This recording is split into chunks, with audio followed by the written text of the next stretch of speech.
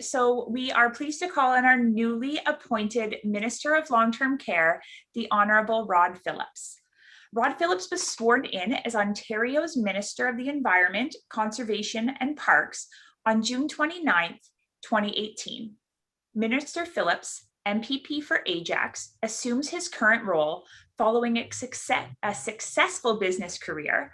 Most recently, he was chair of Affinity Canada, a global artificial intelligence company, and Postmedia, Canada's largest news media company. The minister is a former president and CEO of the Ontario Lottery and Gaming Corporation and of Sheppel FGI, a Canadian-based international employee health company. As well, he was a volunteer chair of Civic Action, which brings together business, labor, and community leaders to address challenges facing the Greater Toronto and Hamilton area. The minister has also served as chief of staff in the offices of then Minister of Labour, Elizabeth Whitmer, and former Toronto Mayor, Mel Lastman. Welcome, Minister Phillips.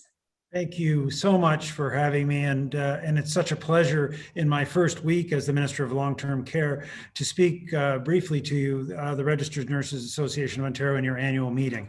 I know your theme is protecting Ontarians and leading change, nurses and the RNAO during COVID-19, a very appropriate theme. I had the opportunity on my first day to reach out to Doris, and she was kind enough to put me into the program, along with, I know, my colleague Christine Elliott and many of my other colleagues from the legislature. And I have to say, I've been blessed with this task with regards to long-term care, because regardless of what side of the political spectrum one sits on, regardless of the role we play in our community or within the health community that nurses play such a vital role in particular in, I have experienced an incredible level of goodwill in terms of getting towards a solution, getting towards a better long-term healthcare system for our province and particularly for our elders. As all of you would know, last December, in my budget, when I was then finance minister, we committed to, as the first province in the country, to 4 hours of direct care per patient.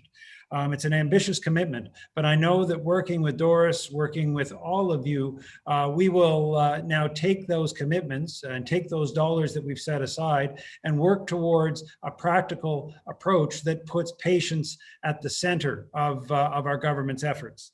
There is so much work for us to do, and I know that the RNAO, and more particularly the members of the RNAO, the nurses on the front lines, are going to be a vital and important part of that. And that's why, as I said, on my first day, I made sure to speak to Doris, who I've known for some time and is